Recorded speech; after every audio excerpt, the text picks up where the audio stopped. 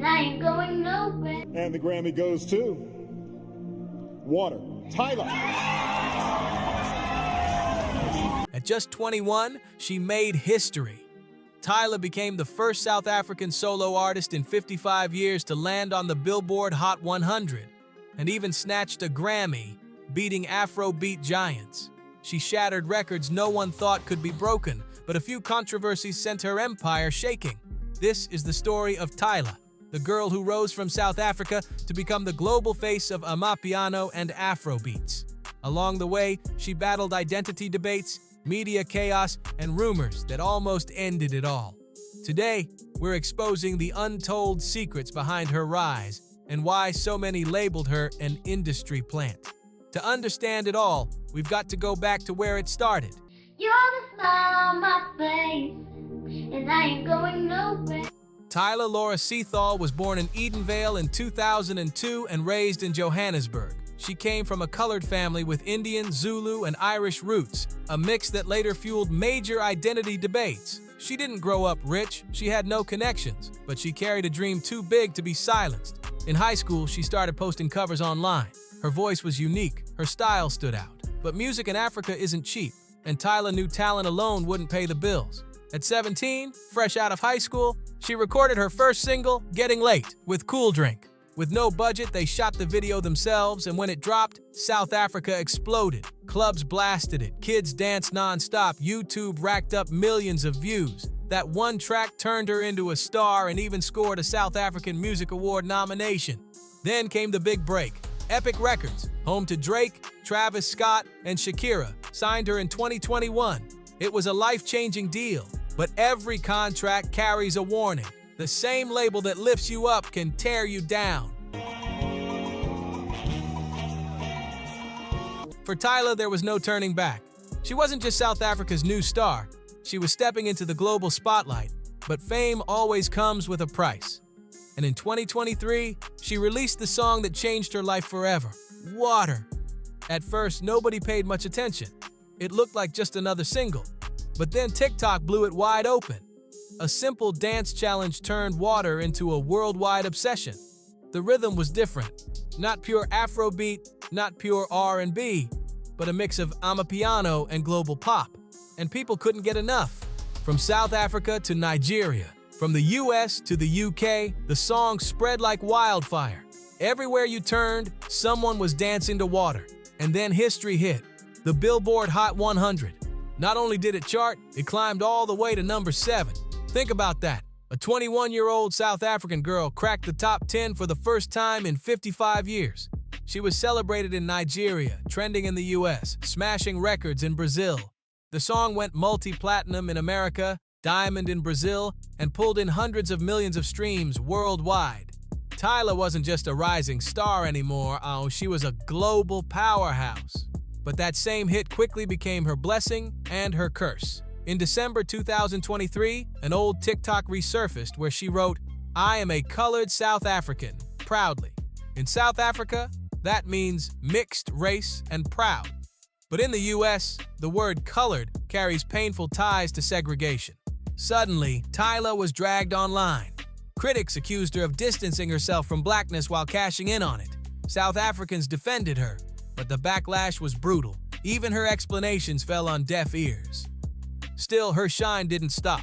By February 2024, Tyla was up against giants: Burna Boy, Davido, Asake, Ira Star, and more. Everyone waited for the winner of Best African Music Performance. And when the name was called, jaws dropped. Tyla took the Grammy. And the Grammy goes to Water, Tyla. The youngest African artist to ever win a Grammy, and not just any Grammy. It was the very first time the category for Best African Music Performance existed, which means Tyla's name will forever be written in history as its first winner. The world cheered her victory, but in Nigeria, things got heated. On YouTube and Instagram, people raged. How can Tyla win over Davido? Many Nigerians felt the Grammys had used their artist for hype, only to crown someone else. Some even said, this is politics, not music. Suddenly, it wasn't about Tyla anymore. It turned into a fight for national pride, Nigeria versus South Africa. The fire grew when Tyla's Water was announced, but the Grammys played Fela Kuti's Water No Get Enemy in the background. Nigerians took it as a slap in the face, like the Grammys were mocking their legends while crowning another country's star. But South Africans pushed back hard, saying Tyla earned every bit of it. They reminded the world that Water broke records Nigerian songs never touched. So, did Tyla deserve that Grammy? Or were Nigerians simply expecting too much? Drop your thoughts in the comments. Regardless of the outrage, Tyla's rise didn't stop. She collected BET, MTV, and Billboard awards, even graced the Victoria's Secret fashion show. Headlines screamed, "Tyla is the future." But fame is never free. Every award comes with a cost, and Tyla was about to pay hers. By September 2024, after winning Best Afrobeat Video for Water at the MTV Base Music Awards, she stepped on stage glowing with victory. But when she spoke, in less than a minute, everything changed.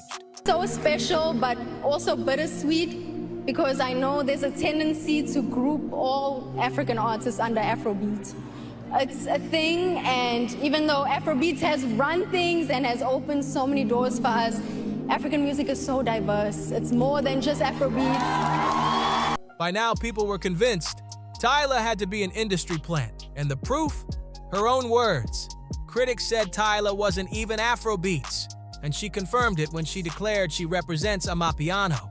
In that moment, it felt like awards were being handed to her on purpose. Afrobeats fans were furious, especially after she scooped the Grammy. But here's the twist. Tyla wasn't lying. Africa has countless genres, and she wanted Amapiano to shine globally, just like Afrobeats. Still, social media doesn't care about intentions. Fans twisted her words, claiming she was shading Afrobeats and disrespecting Nigerian artists. Soon, headlines exploded. Tyla distances herself from Afrobeats. Tyla throws shade at Nigerian stars. The controversy snowballed, and just when it couldn't get any louder, her VMA speech added more fuel. On stage, Tyla hugged Halle Bailey and Lil Nas as they held the award with her. And that moment set the internet on fire. You guys know me and holding awards. I'm not strong enough. Please. Are you able to offer me? Yes, thank you. I'm sorry. What seemed like a harmless, playful moment quickly spiraled. Fans dragged Tyla once again. Some called her entitled, others claimed she was being flat-out disrespectful. But the storm wasn't over. Weeks later, Tyla stepped into the Breakfast Club studio in New York. This should have been her breakthrough interview, the one to lock her in with the American audience. Instead, it became one of the darkest clips of her career. The host stared her down and dropped one question that changed everything. All right. School me on these debates that they be having about your identity as a South African colored person. What does that even mean?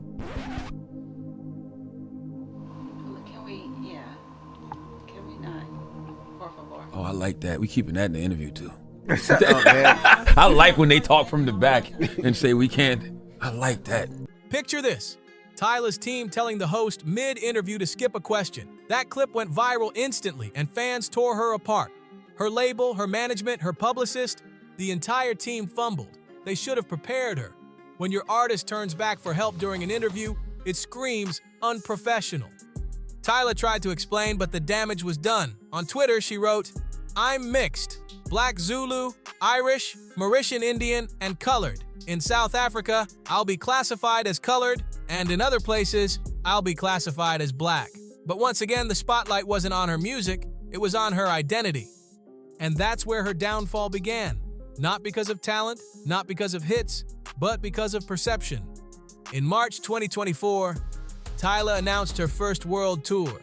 Fans were hyped, shows sold out, and she was set to conquer America and Europe. But weeks before kickoff, she shocked everyone. She canceled everything. Her reason? A foot injury. On Instagram, she wrote, "Performing is my favorite part of this job, but I have to put my health first." Fans weren't buying it. Some claimed she was faking, others whispered about low ticket sales. In music, perception is reality, and the perception was brutal. Tyla was slipping. She promised to come back, and yes, she later hit the Coachella 2025 stage. But the stain of that cancellation lingered. By October 2024, Tyla finally dropped her debut album. Tyla. It was supposed to be her victory lap, the proof she wasn't just a one-hit wonder. The hype was insane. Blogs called it the most anticipated African debut of the year. The album charted top 25 in the US, cracked the UK charts, and featured stars like Gunna, Skillabang, and Becky G. But here's the cold truth. None of the tracks matched Water. Fans enjoyed it, critics praised it, but the industry only saw one thing. Tyla couldn't top her viral hit. And the questions kept getting louder. Why did Water blow up while nothing else did? Was it luck? Or was there something bigger at play? The success of Water created a monster. A bar so high even Tyla herself couldn't reach it again. And in the music world, once you're crowned the next big thing, the moment you slip, they're ready to tear you down. In July 2025, Tyla dropped a surprise EP, We Wanna Party. She called it a bridge, just a taste before her second album. But the headlines dragged her. Tyla's new project sells only 4,000 units in the US. Instantly, critics screamed, "Is her career over?" Here's what they won't tell you. Streams went crazy. The EP pulled 60 million Spotify plays in weeks.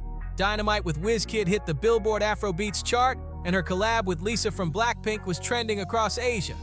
But blogs don't care about facts, because flop headlines sell better than success stories. If anyone failed Tyla, it was her label for not pushing the EP harder. So where is Tyla now? Still standing. She came back strong at Coachella, performed at the Nickelodeon Kids' Choice Awards, dropped new singles like Bliss and Is It, and teased that her next album will sound completely different. No, Tyla isn't finished. She's just warming up. And if you've been following this story till now, you already know the truth. People love bad news more than good. And what do you think her canceled tour was really about health? Or do you believe the rumors about poor ticket sales? And can Tyla bounce back stronger, or has the damage already been done? Your opinion matters. Let me know what you think in the comments. So if you love these raw celebrity stories, smash that like button, share this with your friends, and if you are new here, don't forget to subscribe to Star Watch, because this is where the drama gets real.